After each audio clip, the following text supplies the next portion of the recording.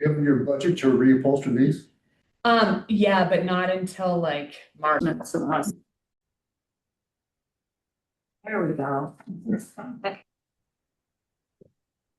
Somebody else say right.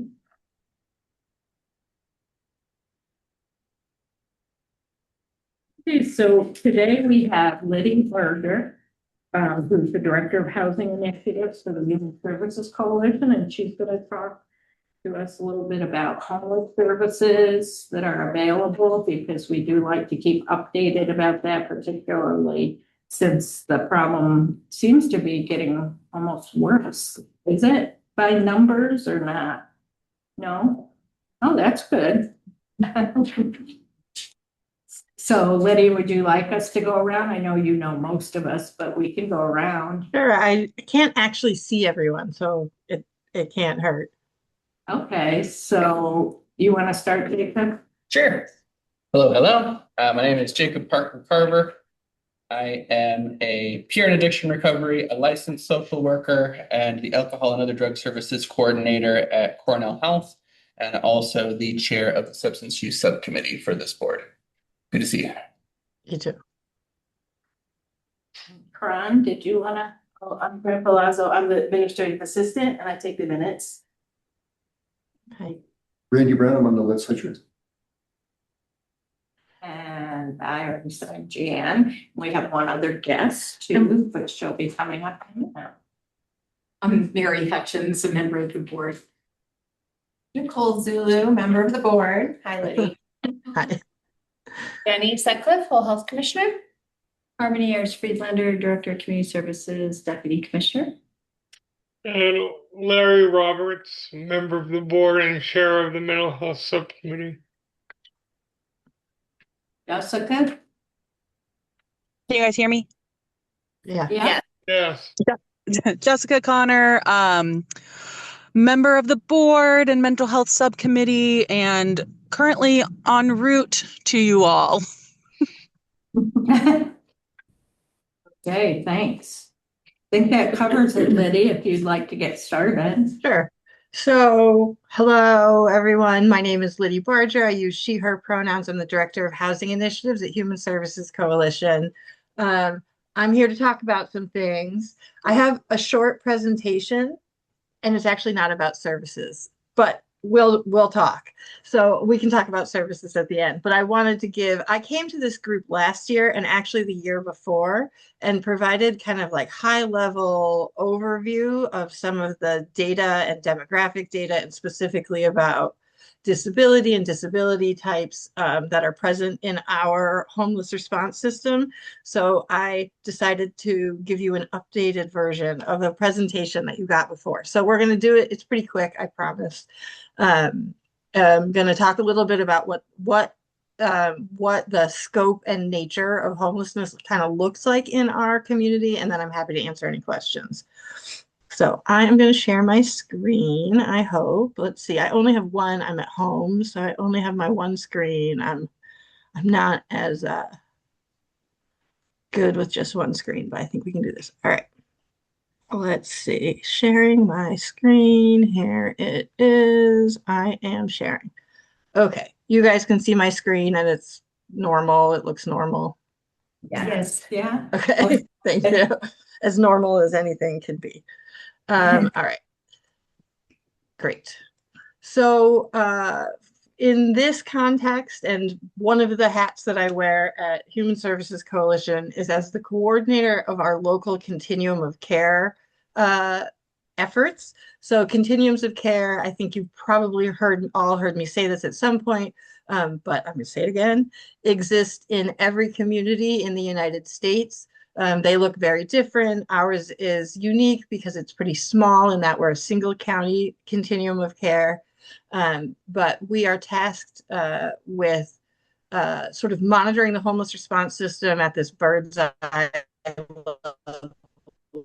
review, and then a few other specific things that we work towards. And the mission of our continuum of care locally, Ithaca, is called New York 510, is to make homelessness rare, brief, and one time in Tompkins County. And there's some metrics that go along with that we're going to talk about. But some of the other work that we do is we organize a community-wide effort to prevent and end homelessness. That's you all. Those are COC meetings, if you've ever been to those, homeless and housing task force meetings. We have work groups. We do all kinds of community stuff. We also act as a funder. So the continuum of care is sort of the mechanism through which a certain kind of HUD funding flows into our community. We run a funding competition and have a rank and review process to determine who gets that funding. And it primarily currently, until the most recent administration, has supported permanent supportive housing efforts. And then we also work to promote access to supportive services and housing. So it's this like sub part of our mission that we want to make sure that any person who's experiencing homelessness in our COC is connected to all of the resources that they're eligible for. We call them mainstream resources, but those are things like food stamps and Medicaid and all of the other things that we need to live a healthy life. So what does rare, brief, and one time mean? There are some definitions. I'm going to send this afterwards. They're fairly self-explanatory, but there are some specific goals that we're trying to reach to measure our progress towards that goal. One of them you'll see is brief, that the sort of goal, the ultimate goal in our system is that people are only experiencing homelessness for a maximum of 40 days. That's just an example of how we're measuring that. That's not where we're at, but that's our goal. One time means that people may experience homelessness once, but they're not returning. So we are watching our data for about 2 years to see who's returning and what the circumstances of those returns to homelessness look like. Rare, I do think, is fairly self-explanatory. And then we are also still, even though Trump doesn't want us to, keeping an eye on equity. So we're making sure that resources are being administered with an equity lens, and that no one population is being over or underserved in any specific project. We use data to measure our progress towards those goals. There's a specific data set called system performance measures, and I just put this slide in here so you can know where some of the data in our presentation today comes from.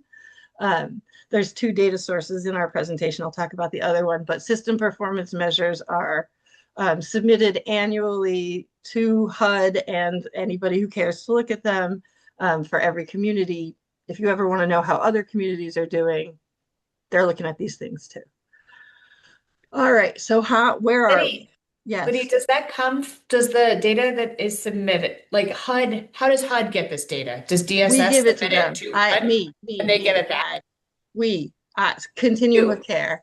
Okay. It's HMIS, it's Homeless Management Information System. It's a community-wide database that any homeless response system provider who has overnight services is entering data into, and we and our HMIS partner sort of keep track of the data, clean the data, and we submit it for our community. Okay. And then it's accepted, and it's part of what's called the AHAR, which is the Annual Homelessness Assessment Report, which goes to Congress. Okay, thank you. Yeah. I hear my kid coming, so it might just, I'm just going to keep going, but I hear a child coming, headed this way. All right, so how are we doing? Is homelessness rare? So on the left, you can see that is those come from our system performance measures. So those are unique, unduplicated individuals who spent at least one night in either emergency shelter or in one of our transitional housing programs or permanent supportive housing. So is it rare? Technically, yes, but it's not rare enough. And then on the right, you're going to see our point in time count. So point in time count is another task that continuums of care across the country are tasked with. And it asked communities to go out in the last 10 days of January and enumerate the number of people experiencing homelessness in their community, count the number of people experiencing homelessness, submit it for this report. So these are the two ways that we measure the rarity or the frequency of homelessness in our community. You'll see that we actually are reducing the number of people experiencing homelessness in that point in time count pretty dramatically between 2023 and 2025. A lot of that honestly has to do with people having moved into ESHI and other units right in that 2024 time. All right. So is homelessness brief? Not brief enough. But we have seen some decreases, right? So we had this peak length of homelessness in 2023 where the average days were 114, the median is 83, and we are slowly lowering those number of days that people are experiencing homelessness, but we do still have a ways to go to our goal of 40 days or less. But I'm proud of that 16% decrease for the community. This is another one of those measures that we're keeping an eye on. So how many people are experiencing homelessness for the first time? And that's another measure that we're seeing this incremental decrease on. So since 2022, we have decreased the number of people who experience homelessness for the first time by 12%.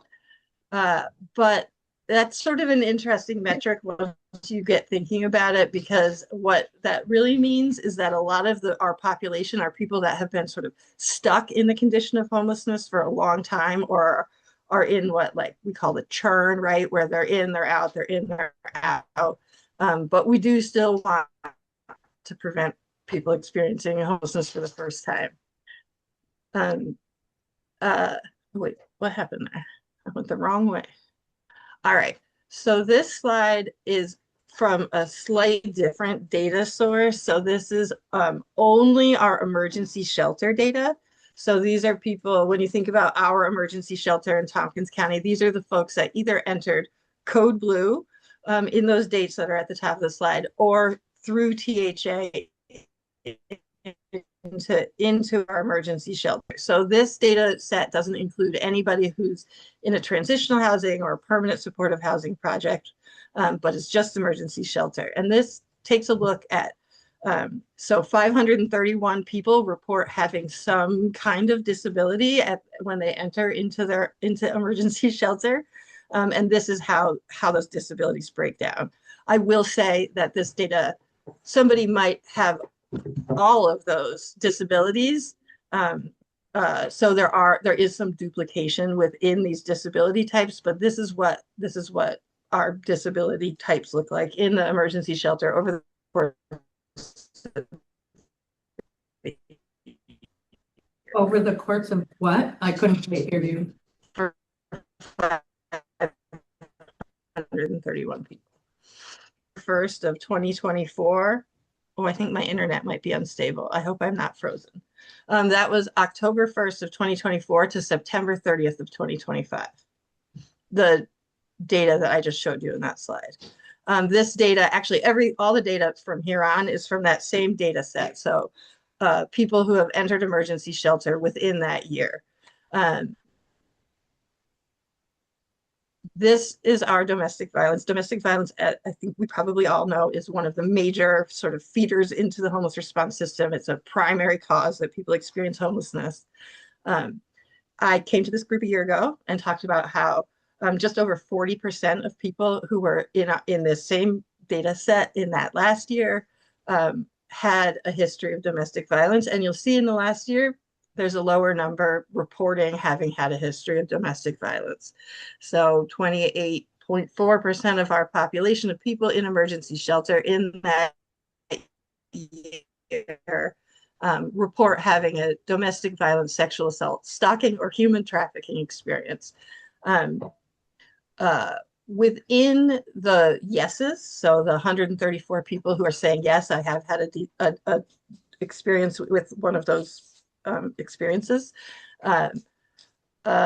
you can see how recent those experiences were. So just about 40% of people have had that experience within the last 3 months, which to me speaks of trauma. It speaks of disruption. That's a pretty important indicator, actually. And then you'll see it sort of spread out after that. Liddy, can I ask a question? Yeah. I'm gonna forgive me if I don't quite phrase this correctly, but are these individuals who would identify as a victim? I don't quite know how to use this, not using victim Yeah. first language, but are these individuals who identify as a victim of domestic Yes. violence or sexual Yes. assault, or people involved in a situation? Okay. That's a super good question, actually, and thank you for that. These are people who identify as a victim. Okay. Because, the truth is that domestic violence feeds homelessness for offenders as well. Yeah, right. That's why I was kind of curious, the framing. No, I appreciate that question, and that's a good question. And these are people who are self-reporting as victims. Yep. Okay, thanks. Yep. I just wanted to give you just sort of a little snapshot of some of just the numbers behind some other demographics that people are often interested in. So 14 unique individual veterans came through our system. 21 people met the criteria of chronically homeless. That's actually much lower than it has been in the past. And, honestly, we can directly thank Asteri for that. Because they are serving people who have that chronically homeless designation. Chronically homeless has a specific designation of having a disability and a long length of homelessness. So 466 of the people who came through our shelter in the past year were adults. There were 55 children in families. So those are, families with children. I guess I don't know why I had to say that. That makes sense. And then 38 what we call unaccompanied youth. And those are people that are in that age range of 18 to 25 who entered our shelter. That's it. Those are my data points for you. But I am happy to answer questions. And I'm also happy to have a conversation about services that are available to people. But I did think that this group might enjoy seeing some of the data. Can you talk again about how you came up with that information? Like, is it all from the point in time count, or you said at one point one of them, No. the Code Blue shelter, right, or something? Yeah, so HMIS, Homeless Management Information System, and actually I think VOA is here, and they are participant. Hello, they're a member of our HMIS, so like just to put a face on it.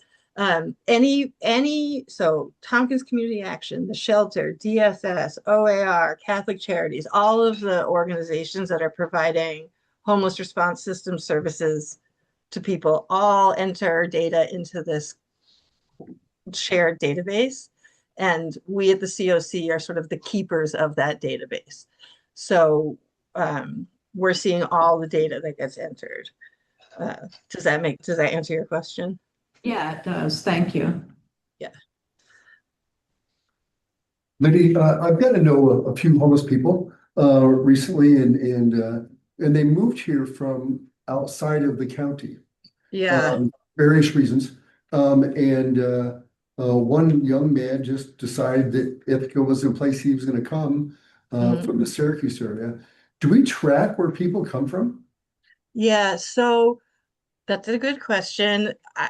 I think maybe we've had this conversation. That is the most commonly asked question about homeless response systems in every community across the nation. So I'm just going to preface my answer by saying that's the number one question asked by people is like, are these people ours? Because HUD is a federal program, historically, they weren't including your like county of origin as a data point in our HMIS systems, which is what I just explained to you. With maybe 3 years ago, actually, around the time that SJCS left, so whatever that was, a year and a half ago, We have added those questions to our HMIS intake, but because of the capacity at our shelter system with DSS having to run it unexpectedly, we don't have a full data set about that yet. So we're growing that data. We have asked the data. There are some ways that we can look. So about once a year, I try to look to see, because there's a couple questions that kind of get close to that, like what was the county of your last permanent address, which isn't really the same question, but is close. And some other questions that get at it. And every time I've done it, it shakes out that about 75% of our population of people who are in our HMIS are like very squarely ours. And then like the other quarter are from a range of other counties, but they tend to be our closest neighbors. And they also tend to be people who have like roots to Tompkins County, like they went to high school here, or they think they have a job here, or a friend invited them. We do see some amount of just sort of like people showing up in our community, which I think is normal for everybody, but most of our people are pretty squarely ours, is my answer. Thank you.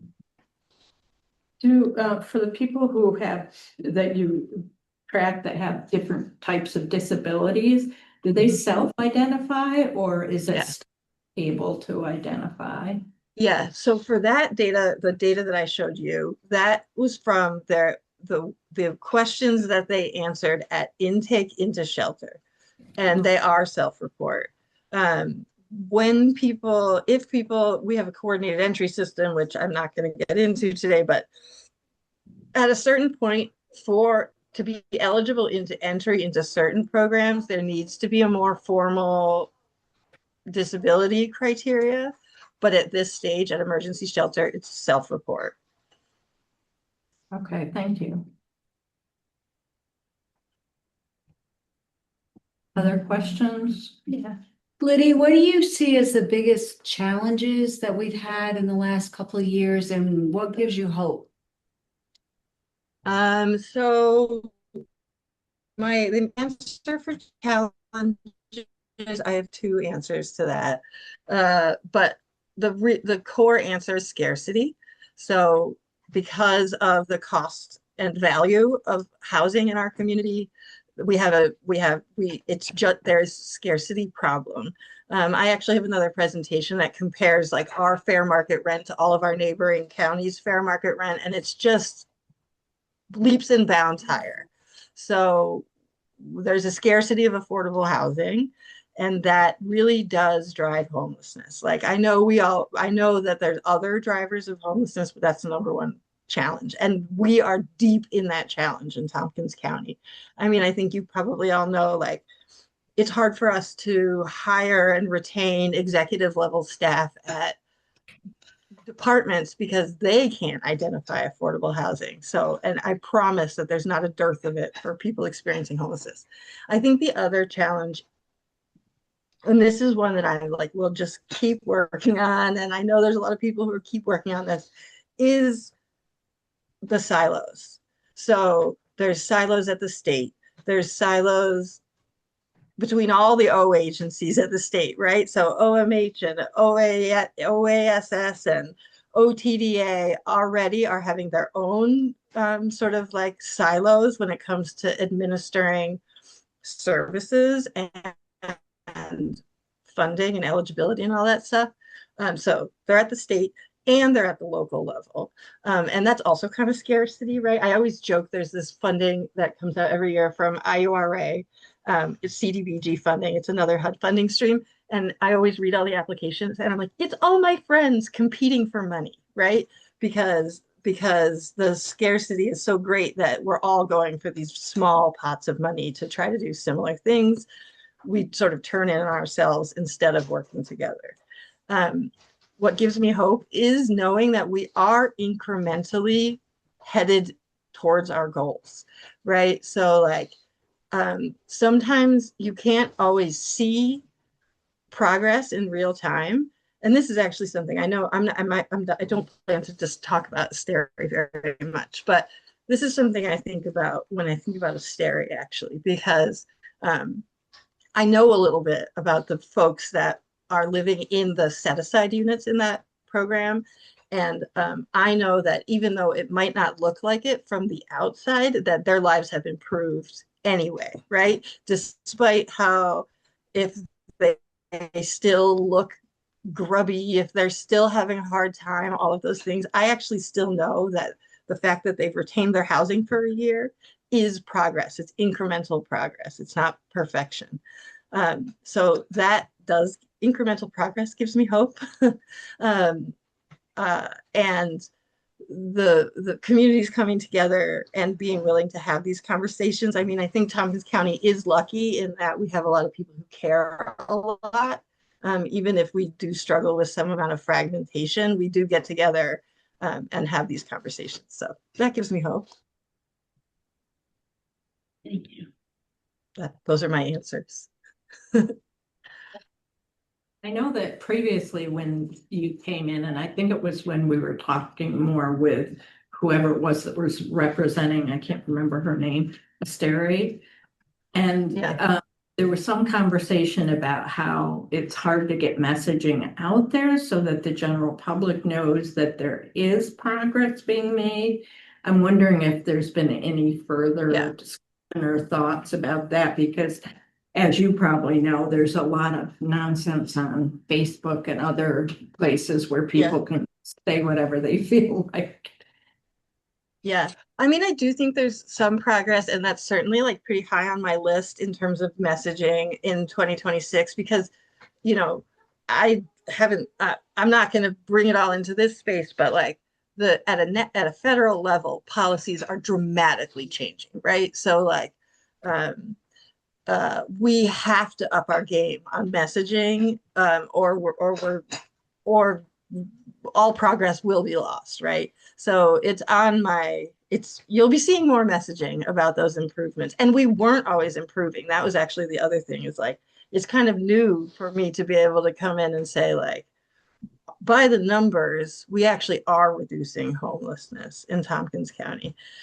I think people would do well to examine their own sort of bias about what they think they see when they're looking at people, because a lot of times I hear people talk about, oh, they're that homeless person, but because of my sort of unique perspective, I actually happen to know that they are housed, right? So they're assigning a set of behaviors to a population that they don't actually, that person doesn't even represent, based on the viewer's assumption about who that person is or is not. You can't actually tell by looking who's experiencing homelessness, I guess. It's probably worth, thank you, Lydia. It's probably worth noting What here was your too for original this question? group. I go on a rant. Yeah. Oh, I was just gonna add that the health department submitted our CHA chip, which is the community health assessment and community health improvement plan, on like December 22nd or something. And one of the priority areas that a large group of stakeholders, which I think Lydia was a part of, as well as other folks at this table, was housing and affordability. So that is included in sort of our next 5-year health improvement for the county. Lydia, what are your thoughts on youth? I think you 38 youth are considered homeless now. I know Learning Web is involved in helping some kids. What are your thoughts on youth, and is it getting better, worse, or I'm speaking experience as one person I know who's considered youth, very capable of working, but he needs somebody to hold his hand, frankly. He's Housing? not, Oh, he just needs somebody to guide him. And because he just lost. I'm just kidding. But he's a nice kid. they're as kids are. So in Tompkins County, youth, it's interesting. So a year ago, I would have said our youth are getting more access to better services than our adult population. And that's mostly because we do have a really sort of cool and unique funding source through the COC called Youth Homelessness Demonstration Program. So we're fortunate in Tompkins County actually to have have a set aside pot of money specifically designated for youth. Um, but that's actually all on the chopping block this year. So I don't really know what to say about that at this time.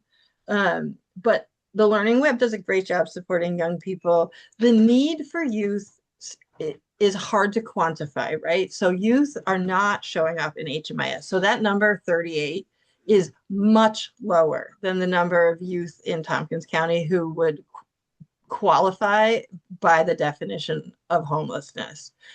For adults, the definition is literally homeless, right? So you have to be sleeping in a place not meant for human habitation or in a publicly funded shelter. That's category 1, literal homelessness. For youth, it's those two things, or basically couch surfing. And those couch surfing young people are not captured in data, in really any data sets. The best data, if you're looking to find the number of youth experiencing homelessness, is probably actually the McKinney-Vento data from the schools, because they ask the right questions about, like, are you couch surfing? How many nights, how many times have you moved within a year or whatever? In our system, we know how many people come through coordinated entry, and it's a much greater number than 38. It's probably more like 150, because youth homelessness is invisible. Although even with that, the McKinney-Vento, like we have 6 school districts in the county, and we're working to get them to all talk together about the McKinney-Vento stuff, and it is trying. It's trying. At first, they don't know. They just think it's about buses. Right. Yeah. It took years to identify when I started in my role, which was like about 7 years ago. It took me almost 2 years to figure out like who was actually even considered the McKinney-Vento rep, because people were like, oh yeah, I think maybe that's part of my job title. But they are collecting the data. At whatever, when you enroll your kid or whatever. But it leaves out that 18 to 25 slice. And youth experience one other known, and I'm sorry, because I know I've been yammering and there's another presentation, but youth have another known barrier in our system, and it's not our DSS's fault, but it does have to do with the way that they're able to access shelter. So if OTDA considers young people to be the responsibility of their parents until they're 21. So unless they have children of their own, if somebody between those ages of 18 and 21 goes to apply for THA, so during Code Blue, none of this matters, but during the rest of the year, it does. So if you're between 18 and 21, you go to apply for THA to get into shelter, they say, unless you have like an extreme, violence or whatever, a mitigating circumstance, they tell you have to sue your parents for child support to cover the cost of your shelter stay. And young people are not into that. So that's just the other that's why we aren't seeing the numbers in our shelter that we would expect that reflect the population that we believe exists. Are there any other questions, or starting to run out of a little bit of the time towards our next speaker? But I don't want to rush anyone if you have something else to ask. I appreciate it for the question of what gives you hope. You referenced the incremental change. I love hearing that and seeing that. And I just want to be able to highlight, what do you attribute that to? What's working well right now? There was a really strong period of cooperation. So it's actually waning a bit, I would say. But we got a good, maybe even 2 years of really good momentum and cooperation and buy-in that it mattered. I think that buy-in and telling the stories like Jan was mentioning, that's all really actually very critical to this stuff, because once people start disinvesting or telling these other narratives, we lose that buy-in and we lose that momentum. but also Asteria housed 40 people, almost all of which are still housed. And those are 40 people who would be continuously showing up in all of our data counts. And they're still in our data. They're just in permanent supportive housing, which is more cost effective and humane place for people to live. Thank you, Liddy. Yeah. Thank you. Thanks for listening. I know I'm like the crazy homeless lady, but I'm always happy to come and talk, and I'll send the data if people want it after. I don't think anybody calls you that. Okay. Thank you for all Thank your you. information. Maybe, yes. Thank you. That was really helpful. Thanks, Liddy. Thanks, Liddy. So next we have Lisa Barrett, the Volunteers of America, and she's the Director of Housing and Shelter Services for Volunteers of America here in Tompkins County. So I don't have the impressive presentation that he had. We actually just got access to HMIS the day before Christmas Eve. So we have not really had a chance to get into it. So I'm gonna say, going to limit some of Liddy's numbers for 2025 will go up because our average night has been about 45 at this point. When we initially set things up, we went off of data for last year specifically for women, and we have surpassed that. We have had on average 10 to 12 women per night, when last year the most they saw in one night was like 5 or 6. At this point, we have actually reached max capacity for animals. We have 2 shelter puppies and a shelter kitty, all of which are beyond spoiled because my staff feel the need to go out on their lunch breaks and come back with animal treats. We had a wonderful Christmas. We had a great New Year. Right now, our capacity, our bed count last night was 45. And we're, like I was sharing with Randy and Mary before we got started, other than the normal shelter BS you would expect from it, yet we've actually, knock on wood, have not had any catastrophic event yet. But I'm open to any questions. I am, yeah. What's the capacity? I forgot. 60. But we can, if need be, we can put up to about 40 more beds in that open dead space up front. We, our worst night, we had 55 and we had extra beds up in that front space. I wouldn't say our worst night, our largest night. It was when we were like, it was like -6 on the overnight. We had a flood of intakes, like we had like 10 or 15 intakes at one night. I'd be curious if you could talk more about, I know you've mentioned that you have a case manager on site and peer services. Is that right? Yep. Could you share a little more about how that's going, what the work is that they're doing? So our case manager is working on connecting people to long-term housing. He spends a lot of his days taking individuals to DSS, being that advocacy, being that support. My peer does the same. He does a little more of the I've been where you are. My peer is actively in recovery and has been homeless himself. So he relates on an amazing level to a lot of our people. He is a phenomenal advocate. He has gotten one young lady into I believe, who expressed the desire to go into inpatient. He also was instrumental in helping her be very honest with Judge Peacock, as she's involved with mental health court. He went with her, was a support in the courtroom with her. Caleb probably works harder than most of us in that shelter. He gives 110% every day. He has come in to take people to appointments. He has gotten people clothing. So he does a lot more of the nitty gritty, like, hey, I've been there. This is the resource like I use, like, let me hook you up. And, we have one young man right now who walks, he's severely mentally ill, but he is the sweetest soul you'd ever meet. And he walks around and be like, Caleb got me underwear, because that was his first interaction, was Caleb hooking him up with Catholic Charities and getting him underwear when he came in with none. So, it's been a beautiful relationship with those two. My peer, my case manager, also share an office, so they collaborate phenomenally together. They bounce off of each other, and sometimes feel like they don't even need me around. Can you walk us through what the access is like to things like showers, laundry, food, toiletries, like limits on like belongings people are able to bring, those kinds of things? So right now, our rule is they can have one bag with them physically at their bed.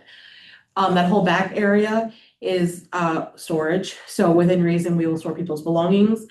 And when I say within reason, we've had a couple people come in with multiple suitcases. So we encourage them fit what you can in your locker, and then if you need to wash and change things out, my staff will walk you back there to your stuff, and they'll wait while they swap things out. Showers, there are showers of both men and women. We've only had one instance where we had issues with the hot water. Generally, people, they shower as they want to. There's no set times. If we've had more issues with women, be like, okay, you've been in there for 20 minutes, like, let's go. There are other people, the men, generally are like, they're like the phrase we hear a lot is, "Don't take me a jail shower." They're in and out in 5 minutes. So it's a little bit easier for that population. Laundry, so we do have to focus on house laundry first, specifically with our bed turnover. We will have people come in under the influence who will need a change of clothing and bedding, so we have to prioritize that over client laundry. However, we will do the whiteboard on the laundry room doors. And it marks like what's in what washer, what's in what dryer. Clients are welcome to do laundry under staff supervision. Recently, I will say we've had to become a little more tight gripped on the staff supervision because we found out that people were, for whatever reason, stealing the Tide Pods and like just stealing them. So we've had to now lock them because we were going through like a bag of 120 Tide Pods in like a week because they were like just taking him. We don't know why. We find them in pillowcases, like people are just stealing them. So there's been a little more staff supervision around that aspect of it, unfortunately, just because of cost. I mean, a thing of Tide Pods runs like $27 now, I think. So, but the residents are more than welcome to do laundry with staff supervision. Toiletries, we provide basic, everyone that comes in gets a hygiene kit. So it's a basic toothbrush, toothpaste, a pair of socks, gender appropriate deodorant, and then a thing of body wash, and then the 2-in-1 for hair. We have been blessed by this community with other donations. So we have some of the nicer stuff in the back that we can also utilize. What we tend to do with that is it comes in a bigger bottle. So we'll just place them in the shower and just make sure like in between showers, no one's like pocketing it and like it's still in there for other people to use. And then meals, breakfast is generally chocolate, hot cocoa, coffee, and then some form of like Pop-Tart, granola bar, oatmeal that we can do in the microwave. We've also been super blessed with the community bringing like breakfast pastries, if you will. So we will microwave those. And then lunch is generally, if the Food Friendship Donation Network hasn't dropped something off, which they've been great with, my staff will do soup and sandwiches. And then dinner is either, again, been donated by somebody from that donation network or one of the local churches bring us in food. So like tonight, First Baptist, I believe, brought us beef tips and noodles, green beans, and chocolate cake. Thank you. Are you able to give Narcan to everybody? Do you like provide actual boxes to clients? Yeah. So if a client comes in and they identify that they are, that's their drug of choice where they would need the Narcan, yes. There are also Narcan boxes all around the building. My staff actually had a Narcan, a young man the other night. Because we can also provide that. Okay, so staff, we partnered with staff Okay. initially, and they just, their HCV, I believe, coordinator Ariel and I have been working together closely. Okay. They also come by to provide clean needle exchanges for 2 of my gentlemen. I know that you're not accessible, and you have stated that, but I'm wondering what the barriers are to that. Is that something you think you can do in future, or? You want me to talk about that? Sure. Well, just because it's a county issue more than a VOA issue, so I kind of want to place the onus of it like where it belongs, I think. So I mean, it's just, I think the intent is to think about how the building can become accessible in the future. The reality of the needs to turn around the Code Blue shelter in the time that it had to happen just meant that those sorts of renovations weren't possible in that time frame. But it doesn't mean that those individuals who have accessibility needs can't be housed. At the moment, DSS is moving them into hotels, which is actually creating a reverse problem, which is that there are individuals who then don't want to go into Code Blue and are eligible because they would rather go into a hotel stay. So it is, the county is still meeting the needs of individuals who have accessibility needs. They just aren't necessarily meeting them at the Code Blue shelter at the VOA location. Do you want to add anything else? Well, I will say to piggyback on that, to brag on my staff.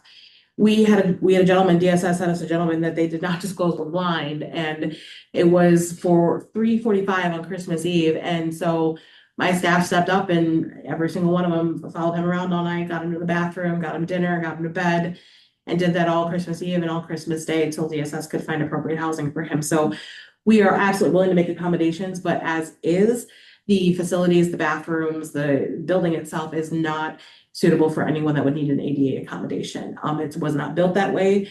And the reality is, for those of you who've been to the shelter, we pulled that off in 3 weeks because the original tenant of the Found moved out November 3rd.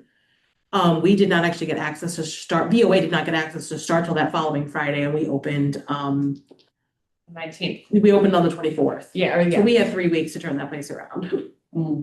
Are there plans for next year to be working towards some of the renovations? Yeah, I think there's a lot of discussion around what the right fit is, both as the end of Code Blue or as their opportunity to continue that space into the summer. It's all sort of being discussed right now what the right fit is. I mean, I think VOA's been a wonderful partner. I could, I'll speak from us, and I think I can speak on behalf of DSS.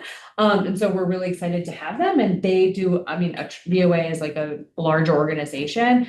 They have housing all through New York City, all across New York State. They can lead like a continuum of types of care. So I think it's really wonderful to have them in our community. And so I think it opens the door for us to think about other pathways and different types of structures and systems that we can build on in the future. And the shelter that's being built, the 4-story one that's being built will be ADA, will have ADA accessibility. Yeah, that shelter will continue to be used next year. Yes. And maybe the year, depending on how quickly the building can be built. And, Yes. It's going to be a large building with 100 beds, I believe is the plan. And we have OTA. $15 million building. And that's not going to happen, obviously, quickly, but we're getting all the designs and those things are happening now. So. Projection for that was 2027.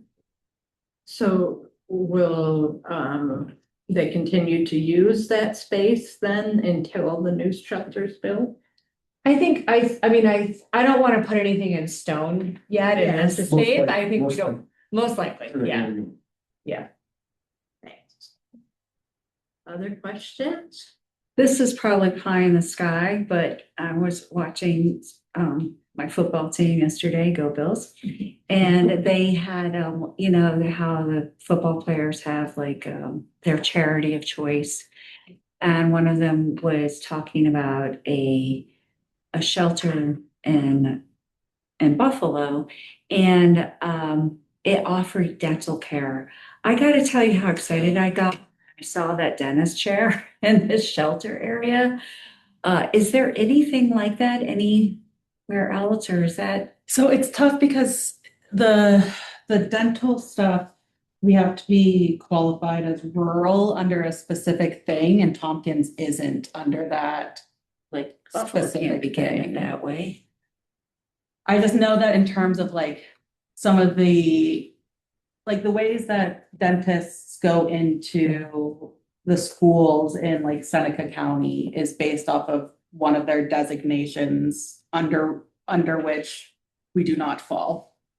I'm not sure if it's the same on the adult access to community health things, but I imagine it is because it falls under the like FQHC HRSA kinds of stuff, that the way to get money for it is to qualify based off of what your county's specific score is. I know some school districts are providing like cleanings for kids and those kinds of things. I'm not sure which The one. ones who are not in Yeah, but Tompkins. this, I'm not talking about for children, I'm talking about for people that. I know, but I think it shelter. all falls under, It did, Yeah. like. I think the way- Does VOA offer dental services at any of your other locations, do you know? From my understanding, from the sites I visited, it's strictly the homeless population for housing purposes. I just know that that's one of the things you're looking at. Yeah, And we when are. I saw But I that, will talk speak about a from- need, From right? previous experience and previous positions, even in like a large county like Onondaga County, and their house calls for the homeless. The doctor who did that was not able to, they were never able to bring a dentist on board. It was just strictly medical. Yeah, the dental score is different than the medical score, and it's different than the mental health score. Uh-huh. Yeah, we could look into it. But our teeth are not grown. Yeah, I think that's a good point though, because when you look at the whole system of emergency services that are being provided in the county, there's some discussion that a lot of people go to the emergency room for their teeth. Yeah. Yeah. And we're short on, so that discussion needs to happen because we're really short on emergency response people. And if people could go to a dentist as opposed to an emergency room to deal with their teeth would And be they a get better idea. Better, Cheaper. probably better care too, Right, right? exactly. Because you went to So- the dentist, Right. in a dentist office and. So I think we need to kind of dissect where all that's going, because if we have to put our own ambulance service in this county, your taxes are going up 20%. The Big tricky money. is the one of the tricky parts of it is that dental is so siloed out from medical care that it's a completely different like insurance, Right, yeah, world. the coverage and stuff. My peer is currently struggling, trying to get one of our young men who needs to have his dentures put in. It's been a pain. He keeps calling thorn in his side, and the gentleman, like the client is Medicaid, so you would think it'd be a little bit easier, and it's Tompkins County does not have a strength in dentists who accept insurance. And yeah, unfortunately, a lot of the neighboring counties who have, so like Trumansburg School District is able to get a dentist who goes in there because they sit in 3 different counties.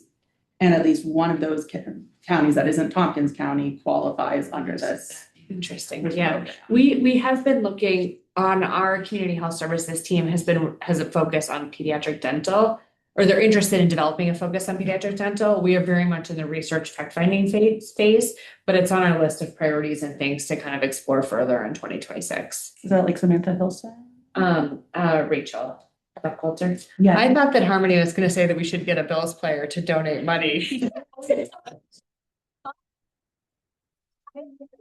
There's enough. I saw that, I was like, well, talk about a population that needs dental care. that Yeah. Probably hasn't had dental care for years, who probably suffers in pain all the time. Yeah. You think of people who've used methamphetamines, right, and its impact on people's teeth. And you think of the long-term impacts on people's overall physical health and their well-being. I mean, it really is a big piece of all the stuff people need. Or if you have dentures, or you don't have teeth that fit properly, or you don't have teeth, and then you go and want to get a job. Right. And how that all impacts you, In your communication, I mean, it's just. Yeah, so for you to say that, people, if you have an abscess tooth or something, I could see you going to the emergency department, but I mean, it seems like you could do it cheaper and better. But we have a gentleman who had an abscess. My driver dropped him off at CMC.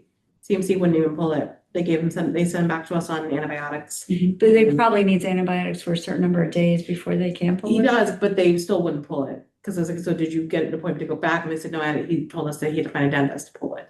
Yeah, we'll probably need to go up to Rochester at Eastman. So when I was a treatment coordinator, I had a gentleman who we had to get him permission to leave county to have his dental work done. He had to go down to Broome County. Typically, we send people up to Rochester. you mentioned transportation, which is phenomenal, and you haven't yet mentioned. So will you also tell everyone about what you guys are doing around transportation? So I have 2 drivers. I have 1 full-time driver, 1 part-time driver. Bill does run at 10 a.m. where he drops the individuals off downtown to meet with either DCWH, DSS. A lot of our people like to use the computers in the library. He will then come back around at noon. And in between, he does like he'll do drop off. So individuals who may have part-time jobs or individual appointments that aren't in this area. He does a drop off at DSS, he does a drop off at the library, and then he does a pickup. I'll do a pickup at noon to bring people back for lunch. And then if anyone wants to come back down for lunch, he will bring them back down, although the preferred is they eat and they go take a nap, because that's the life that I would like at some point.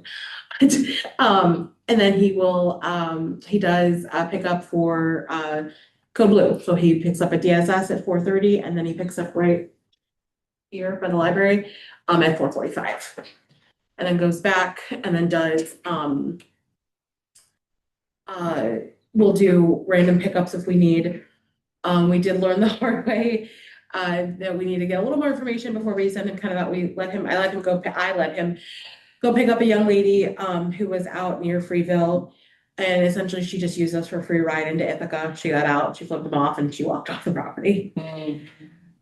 So lesson learned the hard way. Next time we'll ask a little more questions about, what do you need? But she was a young lady, she called in distress, and so I sent him and one of my female staff, and we just wanted a free ride into Ithaca. So, but we wish her the best. So we do have scheduled rides. Bill works on Monday through Friday, and then I have a part-time driver who works weekends and does the same cycle of pickups. Bill worked Christmas, and he actually dropped several folks off at their family homes too, and then picked them back up. How long can people stay in that? So I've had people who checked in on the 24th of November and have not left. Yeah, no limits on length of stay. I see. No, the only time we limit anything is if we have behavioral issues. So with the Code Blue mandate, Code Blue is from 4 p.m. to 8 a.m. Warming center hours are outside of that Code Blue mandate. So if we have someone who cannot act appropriately during warming center hours, like today, I had a female client who decided that I was going to be everything but a child of God in my name. And no verbal de-escalation was working. It's like, okay, if you cannot act appropriately, you need to leave. You gotta go. You can come back at 4, but for warming center hours, you are not welcome here. My security had to escort her out of the building because she was getting very, very verbally aggressive, and she was trying to advance towards me, and it was just, there were other clients around, she would have gotten ugly. So it's like, Mr. Anna, if you can't handle talking to me, processing, like you're gonna have to leave, come take a beat, come back if you want to at 4, but for now, you may not be here. Is there a certain specific training that staff go through in terms of? Yeah, so they go through trauma-informed care, they go through critical time intervention, and they go through de-escalation training. And the care team is there often to Kristen support. Kristen is my BFF. I call her, she's on speed dial. Yep. Who's that? Oh, our care team clinician, who is our clinician who's partnered with IPD. Oh. Yeah, she's my best. She's there to support. I love support. her. We see her daily. But the care in team a proactive relationship building way. I would say not the relationship that we not in a have with the care crisis team has been phenomenal. We've been able to collaborate. We've been able to, I can't remember who it is off the top of my head because we have 47 individuals right now. But she'll give us a heads up and we'll get some backstory on somebody. So we know it's like we have an individual right now who is identified as part of the queer community. They are transgender. And having that backstory, we were able to put them in a spot in the building where they feel safer and more secure and are actually able to sleep versus putting them in the section of to sleep in based on what they physically appear as. So we were able to get some backstory and be able to keep that individual safe. It's amazing how quickly, after 3 weeks, you got that place up and running. Security is good, a lot of cameras, which needs to be. It's clean, the beds are clean, real blankets and those kinds of things. It's not Taj Mahal, but it's much better than we had. And our facilities department did a good job of getting up and running because they didn't have showers before and those kinds of things, so. Appreciate what you're doing. We have a lot of people who utilized Code Blue last season who have just, they love the difference. And I have the facilities team, my team, like they were phenomenal in getting that place set up. We were, between the two teams, we worked around the clock to get what you see set up. You know, we found out used to be the Tompkins County Highway barn. Oh, that's why it probably has the Yeah, curved. yeah, we didn't realize that we went through all the paperwork to realize. Yeah. County used to own that, so. it's kind of funny. Interesting. Being newer into Tompkins County and with your organization spread in other communities, do you have any takeaways at this point in terms of like things that like approaches other communities are taking that might work better for Tompkins County, or like things you've run into that you think, hey, maybe this thing could be tweaked, that could be helpful? So I'm actually, prior to working for VOA, I was actually a treatment court coordinator here. I'm from this area. Yeah. Okay. So this is my home. So prior to that, I ran shelters in Syracuse for another agency. Okay. So what I will say is I think that having VOA come in and having that split between we run the shelters, DSS does this, like the other portion of it has been beneficial because it's like, okay, like we can help you go to DSS. So like instead of them thinking DSS was the end all be all, they now have that other option. So we have people who, since we opened the program, between my peer and my case manager, we have successfully gotten 3 people in 4 or 5 weeks. Because we have that, they have that support. There's that line now of, okay, I have this agency going to bat for me with DSS. Right. Versus them having to walk into DSS by themselves and that being an end all be all. Not that there's anything wrong with DSS, so please don't mishear me, but just having that support going in with them. Makes a lot of sense. I think that's been super beneficial.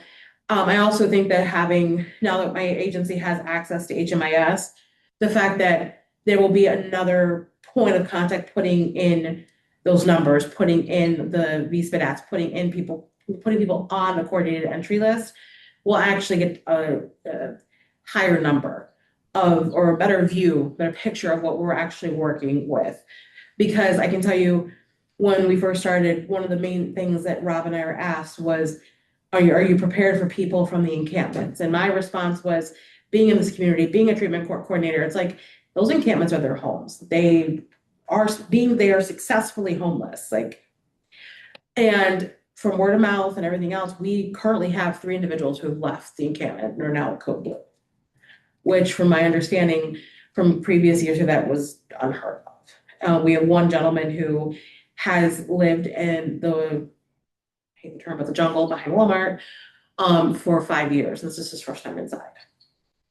The other thing I've heard you've talked about in other settings, which I'll highlight here too, because I thought it was great, is that you have also been working with individuals who do have housing, but have felt uncomfortable in their housing, and were coming to Code Blue because that's where they felt more comfortable, and then working with them to kind of talk more about why they're deserving of housing, what it looks like to have that housing, and sort of easing that transition, having the warming center being a place where they can come during the day for some of their socialization, and then working to keep them housed in their current housing. Yeah, that really struck me too when I've heard you talk about that in the past. We've had that happen actually more often than you would think.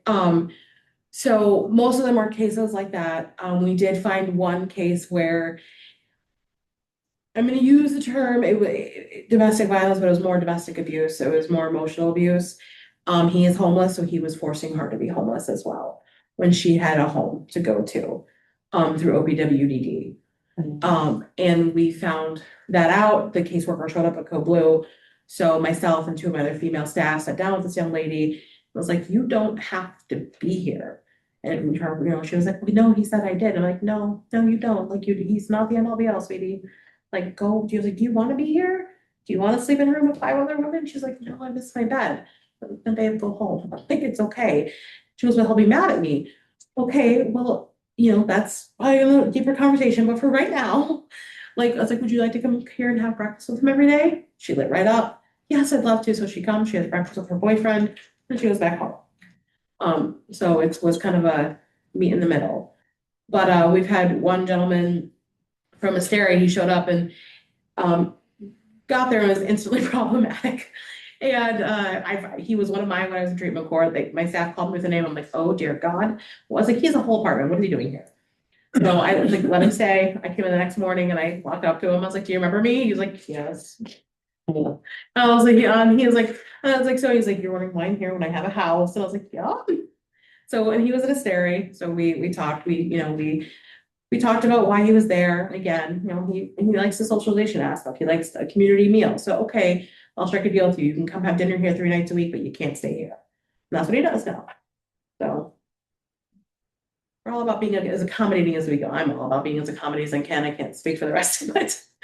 I understand it. Like, I ran multiple shelters in Syracuse, and sometimes it is about that. They feel lonely. It's winter, it's holidays. Like, he showed up on Christmas Day and we let him stay all day. We had planned on him being there. We had a Christmas gift for him because at the end of the day, yes, my prior knowledge probably made me a little more of a softie than I should have been in that instance. But, I think he's 21. His parents dropped him off at DSS's doorstep when he was 16 and said good luck. So we try to accommodate as much as we can for people that sometimes that's my toxic trait because I've been in this community, I see a lot of the same people. It's like, I know a lot of your backstory. I'm going to be as accommodating as I can because I know that you're not in the best situation currently. Well, it's preventive work and harm reduction work. Community and socialization is meeting a basic need.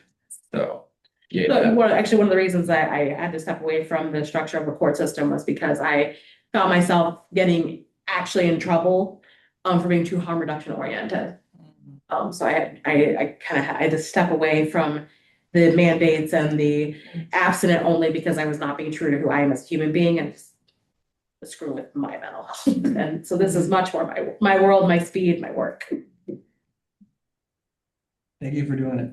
Thank you. Thank you for having me. Yeah, any final questions or thoughts? Thank you for coming, Lisa. I know it's a drive for you. We appreciate it. Sorry, I am gonna go. Yeah. I have to be back at 7. The sickness is wiping my staff out one by one, so. Yeah, it's really. Yes, Thanks so much. Thank you for having me. Yeah. Have a great night. You too. Thank you. Drive carefully. Thanks. Okay, so we should probably get the minutes approved. Oh, well, actually, we don't have a quorum, so can we do the minutes? We don't have a quorum. Okay, so we even if I officially. All right, never mind that. And let's see. Oh, so the slate of office. The slate of office nomination. Oh, I see. Officer nominations. I was thinking like for office, never mind. So Mary, who's the chair of our nominating committee, you can go ahead with that. Is that okay? Sure. Is the quorum issue a problem for Is what? not having a quorum? Is that an issue regarding Voting, you mean? Yeah. I don't know how we would vote. Right, we could do something by email as long as we get 100% of people to respond and agree, correct? That's usually what it is if you use email. We may have to do it that way because we don't have enough people here tonight. would that come from Corinne or how would we? Yeah, that's what we did the last time.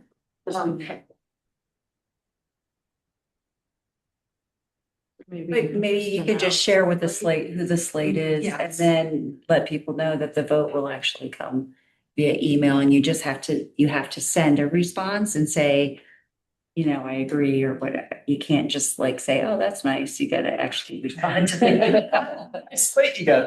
Just the thumbs up on it. Do something, say, yes, this is okay.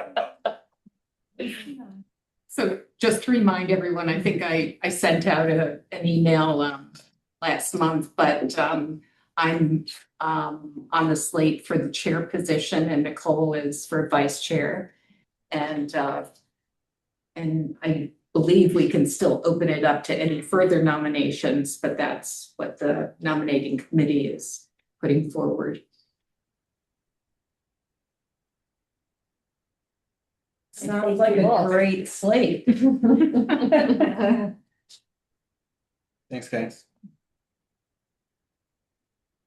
So that'll be official after we hear from everybody. And Stu and Mary and I are nominating. Have been for years. Right? That's right, yes. Sometimes it seems like decades. Is there a deadline for folks to respond to the email if we're doing it by email? Yeah. I'll look at, I'll get it together. Cool. To make sure. Thank you. Because I'm not 100% sure how we did it the last time, but Maybe put in the subject line if there is a deadline, need to respond in 24 hours, like right in the subject line. yes. Yeah, that's great. Whose emails get flooded, it's helpful. Yeah, that would be helpful. Anything else you want to say about that? No, not about that so much, but I do want to take a moment to express some appreciation to Jan. And I've written something, so it's all, there's so much to say. Wow. So just to thank Jan for her service as chair of the board here. And there is a certificate that she's being presented with. Oh, yeah. Nice. Hope I can get it to my car without feeling it. Put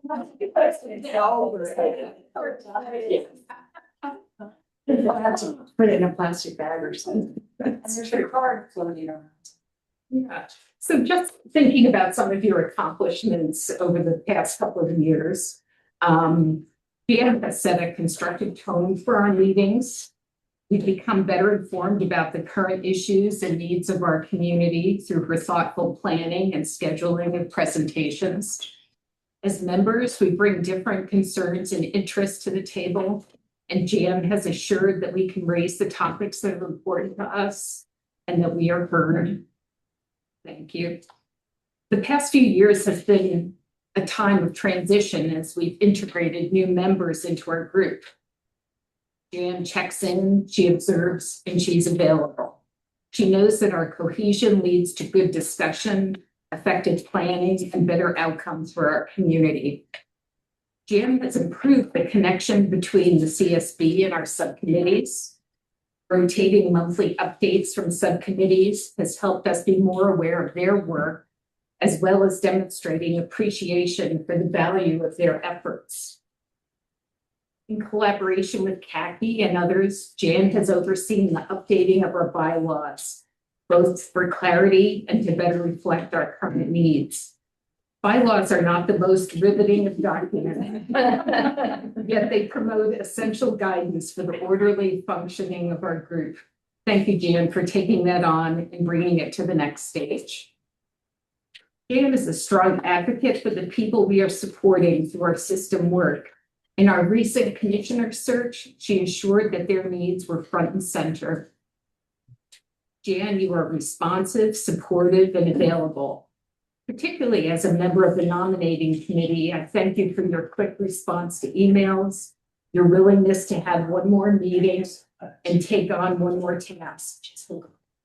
Finally, I have appreciated Jan's willingness to share her perspective, to challenge, to question, and say hard things. She shines light on issues that are complex and not easily solved. I look forward to you continuing to do that as we go forward. Oh, well, Thank you. thank you. Thank you so much. That's really nice. It's been an honor to serve, and I'm very excited that we brought Jenny. That was something Mary and I were on the committee that was very exciting. Yeah, it's been a good couple of years, and I'm happy to pass it on. Only from the perspective that time is very limited. I do enjoy working with all of people who work with this. And we also Randy, of course, even though they're not actually on the board. So thank you so much for all the kind words. Thank you. Very nice. And the cakes and the flowers. And this lovely. Should we move to end the meeting and then we can chit chat? What do people want to watch us eat cake? I know. What are we doing? I was saying, should we move to end the meeting and that way we can. Oh, okay, yeah, so, let's adjourn. Do I have a motion? Okay, everybody.